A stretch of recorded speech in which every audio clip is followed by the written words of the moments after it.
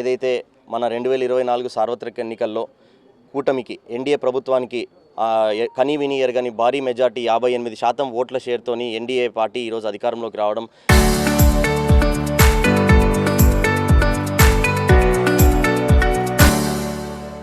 ప్రజలు ఒక చారిత్రాత్మక తీర్పు ఇవ్వడం జరిగింది.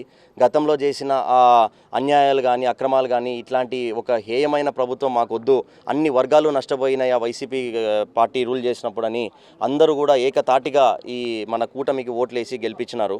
అందుకోసమే ఈరోజు దాన్ని గుర్తు తెచ్చుకుంటూ ప్రజలలో ఒక చైతన్యం కలిగించుకుంటూ మేము కూడా ప్రజలు మమ్మల్ని నమ్మినారు, మనం ప్రజలకు అన్ని విధాలుగా వాళ్ళకు న్యాయం చేయాలి, మనకు వీలైనంత వరకు మనని వాళ్ళ గుండెల్లో పెట్టుకొని చూసుకున్నారనే ఉద్దేశంతోనే ఈ జూన్ 4ని మేము ఒకసారి మా కార్యకర్తలు ఒక చిన్న పిలుపుతోనే వచ్చి ఈరోజు దీపంని వెలిగించి మా ఒక ఆనందాన్ని వ్యక్తం చేయాలనుకున్నాం. మన భారతదేశ సంస్కృతిలో దీపాన్ని వెలిగించడం అంటే ఒక చెడు నుంచి మంచి గెలిచింది అనే ఒక అజ్ఞానం నుంచి జ్ఞానంకి వెళ్ళామనే ఒక ఉద్దేశం అది మనకు తెలియజేస్తూ ఉంది సింబాలికల్గా.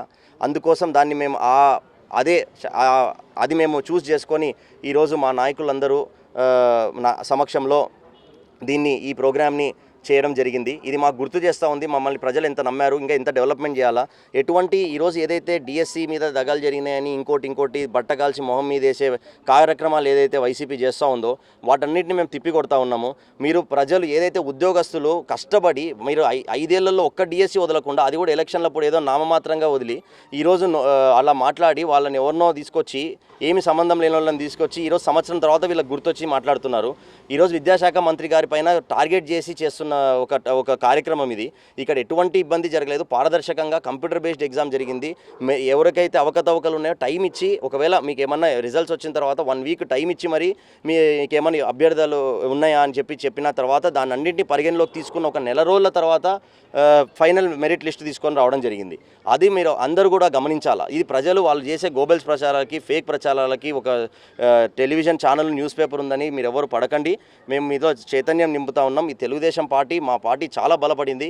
ఈరోజు ఒక చిన్న పిలుపు కోసం ప్రజలు మనకు నమ్మారని చెప్పేసి మా నాయకులందరూ ఈరోజు ఎమ్మెల్యే గారు విజయవాడలో ఆల్రెడీ ఏదైతే మన కాన్స్టిట్యున్సీకి కావాల్సిన ప్రజల సమస్యలు అన్నిటిపైన పోరాడుతూ ముందుకు తీసుకెళ్తూ ముఖ్యమంత్రి గారిని క్యాబినెట్ ఈరోజు జరుగుతున్నప్పటికీ ఈరోజు అందరినీ కలుస్తున్న సమయంలో మాకు చిన్న వయసైనా మాకు అవకాశం ఇచ్చినప్పుడు చిన్న పిలుపుతో మా అందరికీ ఇక్కడికి రావడం జరిగింది.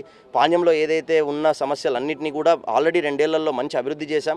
ఇంకా 3 ఏళ్లలో ఏదైతే మాకు ఇంపార్టెంట్ సమస్యలుగా ఉన్నటువంటి నీటి సమస్య 16 వార్డులకు ఏదైతే రోజు నీటిని అందజేయడం అనేది కానీ, ఇంకా లోకల్ వాళ్ళకు ఉద్యోగాలు ఇవ్వడం అనేది కానీ, గ్రామాల్లో సీసీ రోడ్లు అలాగే రైతులకి అన్ని విధాలుగా ఆదుకొని నీళ్లకు సకాలంలో ఇస్తామనే వాటన్నిటినీ మేము ముందుకు తీసుకెళ్తా ఉన్నాము.